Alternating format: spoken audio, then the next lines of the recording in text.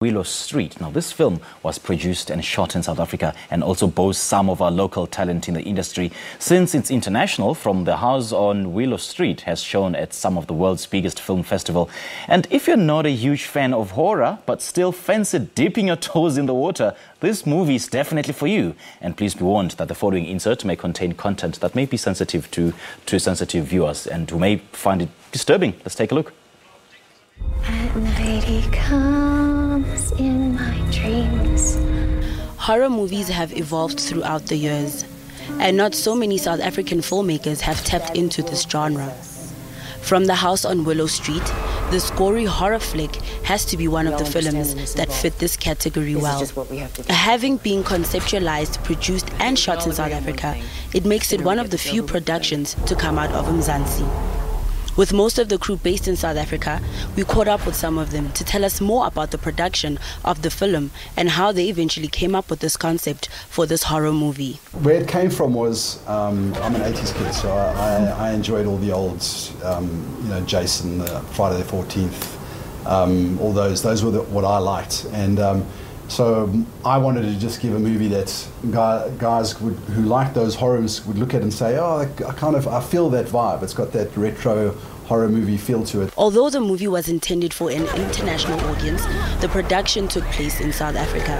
Firstly, we made the American horror style in South Africa for the American market. It wasn't supposed to be anything to do with South Africa. It was just, it's how it was. Basically, we didn't want to make a South African horror movie. No, that's not at all.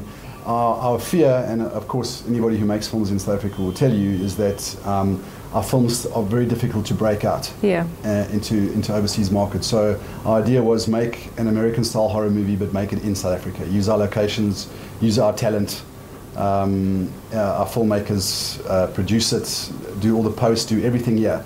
So the entire movie was made here. But it was made for the American market. Boasting scenes from an abandoned gas factory in central Johannesburg to an old colonial museum. The setting was great. Yeah. We have quite a few phenomenal locations. One of them was Gasworks, Igoli Gas, one of the old gasworks. Fantastic. That in itself, I think you didn't even need cameras or any editing. You couldn't have asked for a better set designer. It was fantastic. Yeah. You couldn't have designed a set if you wanted to. When you think of South African film, especially something shot in Joburg, you think of the Johannesburg skyline, the mine dumps. You just see a very gritty kind of world in the daylight. And I was very excited about showing something at night, playing in the darkness, hiding things from the audience, showing just a different world that we've seen in movies so many times before, but not from South African films. And emulating that and inventing on that was something that really excited me. That's what got me into this, to play with that kind of sandbox. The movie's about a woman who's kidnapped, and her captors soon come to realize that in fact they may be the ones in danger. I didn't want it to feel like a horror film from the beginning. I wanted it to be very disarming. So you think you're watching one type of film, so you're watching a kidnap film, a heist film, something like that, and then at 20 minutes in we just flip the whole thing around. That was very important for me. We were all going to die tonight. With female characters dueling as the center of the film, this movie has been described as a breath of fresh air and well worth a watch. Firstly, we wanted 2 strong female leads, so that was the first thing. So we wanted the protagonist and the antagonist to be female, and we wanted them both to have strong roles, which I think they did. In my opinion, I think Carlin, who was the demon, actually stole the show.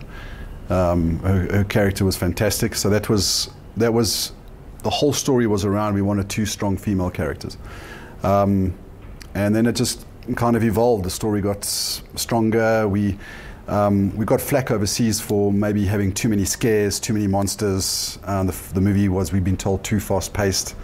But we just wanted to deliver. We just wanted to have one of those retro, old-style horror movies that kept on delivering. The film also features local talent in the film and TV industry.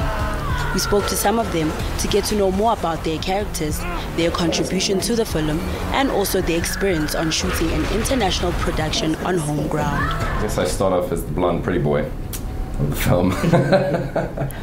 And there's obviously reasons for my hair being that color and stuff. I have to just watch the film to find out. But yeah, I mean, he's my cousin, and I'm in a relationship with Hazel, played by Shani Vinson. Yeah, I guess I'm trying to run away from a past and create a new life. And then he pulls me in. Very unfair. You pull me in. Oh, yeah. Well, you know, family. I could have done without this. It was a technical nightmare. We had a lot of planning that we needed to do. One thing that I didn't prepare for enough was the amount of time that the makeup would take. So we would get to set at 5 p.m. every day. The actors would be in makeup for 4 hours. You've got to try and schedule, okay, cool, now this actor's ready so we can shoot with them, but we don't have the actor behind them ready. So how do we cheat that kind of thing? We're losing time the whole time. So there was compromising, but that's where your creative decisions also come in.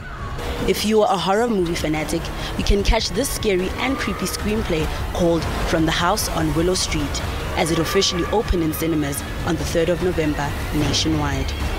I am Rifile Senatle for Morning Live in Johannesburg.